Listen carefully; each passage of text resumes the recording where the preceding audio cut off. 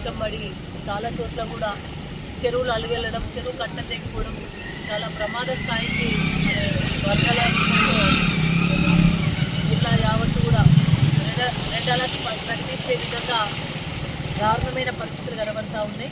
కానీ ప్రభుత్వం ముందస్తు చర్యలు తీసుకోకపోవడం వల్ల మేము ఎక్కువ చెరువులు కట్టలు దిగడం కానీ ఎక్కువ ప్రమాదాలు సంభవించే అవకాశం ఉందని చెప్పి ఎంత హెచ్చరించినప్పటికీ కూడా సరైన అంటే ప్రత్యేకమైన చర్యలు తీసుకోకపోవడం, అడ్వాన్స్గా కొంచెం ప్రత్యామ్నాయ చర్యలు తీసుకోకపోవడం వల్ల చాలా ఇబ్బందులు వచ్చినాయి. ముఖ్యంగా చెరువు కట్టలు దిగిన తర్వాత రోడ్లు తెగిపోయి రాకపోకలు బంద్ అయిన సందర్భంలో ప్రజలు చాలా ఇబ్బంది పడుతూ ఉన్నారు. ముఖ్యంగా ఇంకా రాజపేట దగ్గరనైతే కొత్తపల్లి బ్రిడ్జ్ దగ్గర అక్కడ ముగ్గురు ప్రమాదవశాత్తు ఒక పోల్ను పట్టుకొని నిలబడ్డారంటే కూడా మరి ప్రభుత్వము లేటుగా స్పందించడం వల్ల అక్కడ ఇబ్బందికరమైన పరిస్థితులే ఉన్నాయి. ఒక 10 మంది బ్రిడ్జ్ మీద ఇరుక్కుపోయినారు. ఇప్పటికీ మరి వాళ్ళను పట్టించుకున్న పాపన కోరలేదు. ఇప్పుడే అక్కడికి వెళ్ళి విజిట్ చేయడం జరిగింది.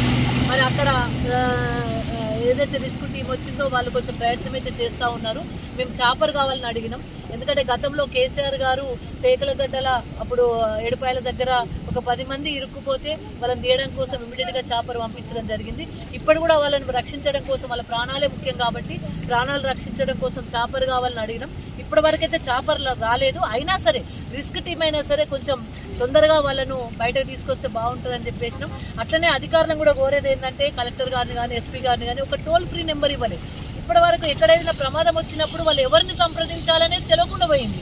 కలెక్టర్ గారు జిల్లా ఆఫీస్లో ఒక టోల్ ఫ్రీ నెంబరు, మండలాల వారీగా టోల్ ఫ్రీ నెంబర్ ఇచ్చినట్టయితే ఎంపీడీఓలు ఎవరైతే ఎంఆర్ఓలు స్పందించినట్టయితే ఈ పరిస్థితి రాకపోయింది.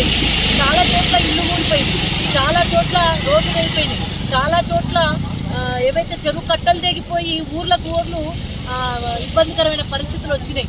అయినా మరి ప్రభుత్వం అయితే సరైన పద్ధతిలో స్పందించినట్టుగా మేము భావించట్లేదు.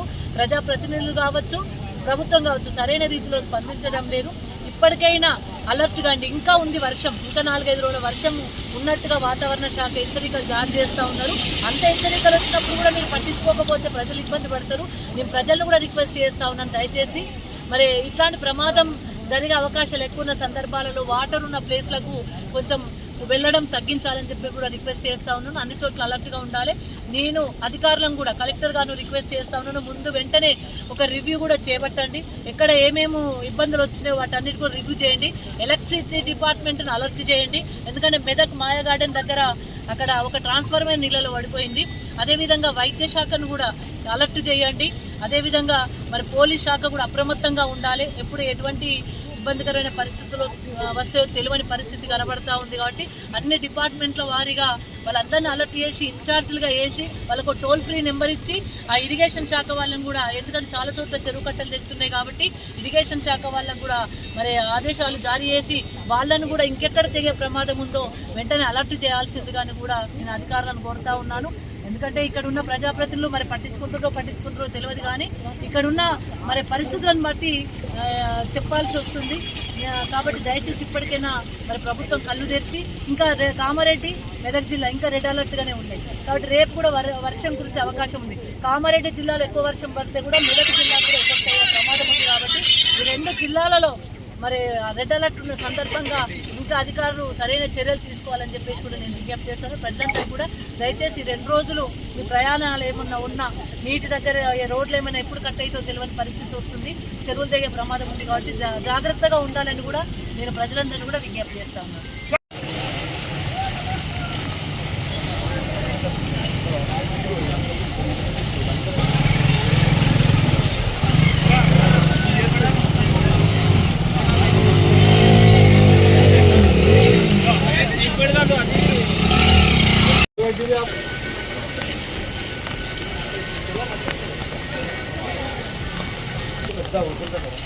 అక్కడ మన చదువుకుంటా ఉంది మొత్తం నిండి బీసీ కాలనీ వాటర్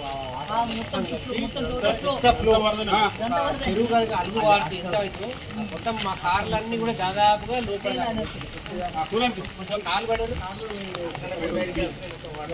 ఇప్పుడు నేను అక్కడికి వచ్చాను కదా, ఎక్కడ వాటర్ ఉన్నాయి. అక్కనపేట దగ్గర కూడా అంటే నేను ఆ వాటర్ ఎక్కడేమో నా బ్రిడ్జ్ కింద టోటల్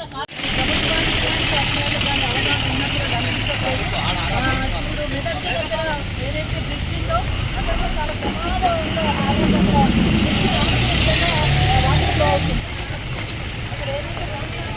One thing.